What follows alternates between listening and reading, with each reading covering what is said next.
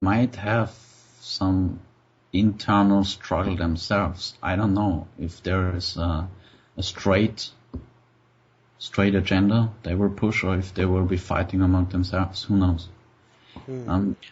I want to add that to attend public universities, for example,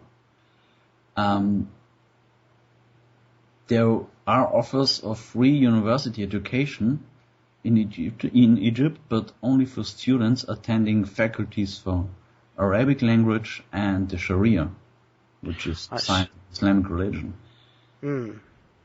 So it's it depends on teachers, actually, and because they have a big influence on the students there.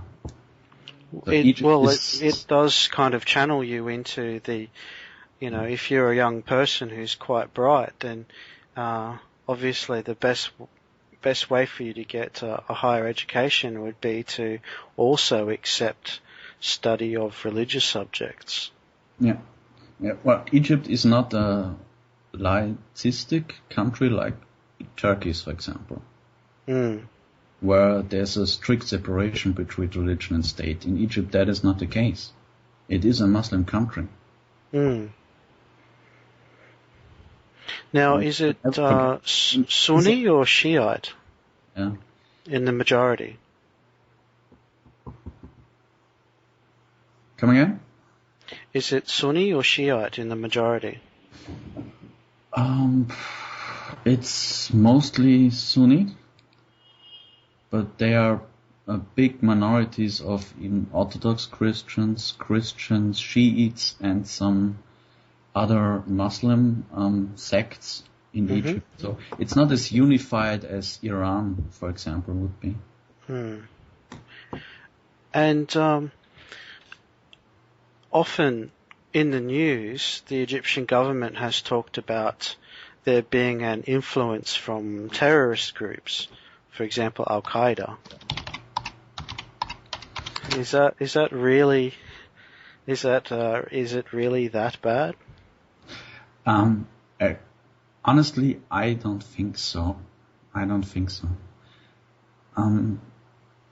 Al-Qaeda, I don't know why, did not really have a focus on Egypt so far. As far as I can tell. I had to look it up now. I have some numbers here. The Muslim percentage in Egypt at the moment is 91% of the population. The Shia to Muslims are 1% only, and the Sunni to Muslims are 99% of which. So you can see the Sunnis are by far the biggest part of the population. Now another part of the population... Either actually Sunni or Shiite, I would have to look that up. Pardon my ignorance, I forgot. That's okay. Now, there's been violence. Just before this political upheaval in Egypt, there had been recent bouts of violence against Copts. Now, if listeners aren't aware, Copts are what you might call that is a very interesting subject. They are basically the descendants of what we imagine the Egyptians to have been, and they are, as a cultural group, generally speaking, they are Christian, but they also have a kind of a minority role in Egypt. Yes, and then the problems with the Copts culminated, I believe, last year in some weird riots when, I don't know how it started, the Copts were allowed by the religion to produce swine meat, which then average Egyptians do not because of religious, I don't know. Observances, Yeah, they don't eat pork like we do, and the Copts actually do. And there were some cases of swine flu in Egypt, and it spread, and then some other diseases spread to other animals, and the Copts were accused of poisoning everything, which is a very, very old accusation. And yeah, they were accused of basically trying to ruin Egyptian agriculture, which is pretty weird. It is quite Jews horrible. were accused of poisoning water in Europe in the medieval centuries. Because, as I understand it, Copts are segregated into a particular part of Cairo. Is that true? That is true. They are only around a few 100,000 people in total. And the area that they live in, or the other ethnics. And the area, yeah. Sorry, keep interrupting. I'm sorry, I'm interrupting you. Copts and Muslim Egyptians do not marry. There are no mixed marriages. It just does not happen. Has your family experienced any racism? No, not that I know of.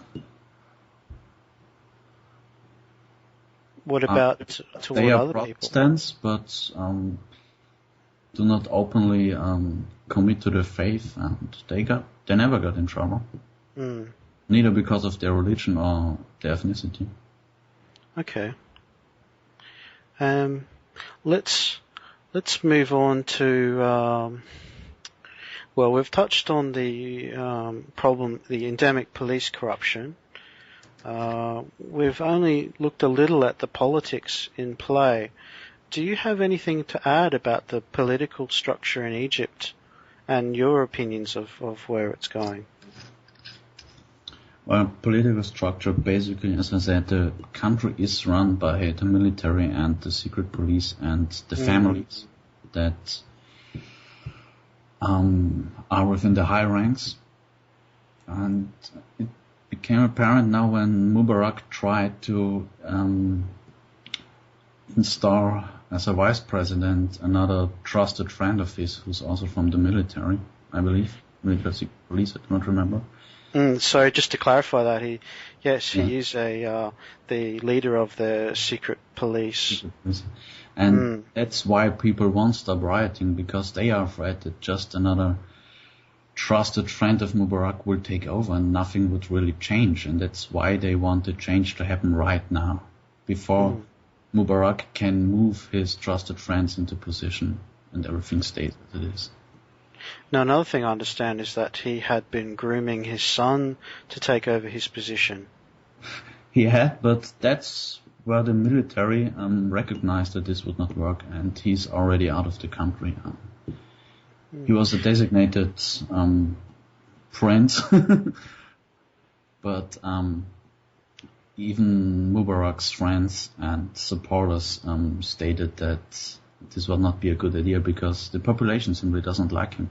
Mubarak did have some reputation because he's a war veteran himself, but his son does not have that reputation, and they would never accept him. Now, what can you tell me briefly about the countries around Egypt? Well, they try to stay out of it, especially Israel. Stated that they will not interfere in any way, and there are secret talks from what I read and some other papers between Israeli and Egyptian military that nobody would try to take an opportunity here. And so that's still a concern. It's neighbors, so they watch it carefully, see what will happen, but they do not play any important role. Egypt's neighbors do not play any important role here. Okay. Well, I think we've covered everything in a reasonable amount of detail. I'm sorry. And yet there seems to be a lot that we haven't even talked about, but I think we'll leave it there, and we'll see how events play out in Egypt.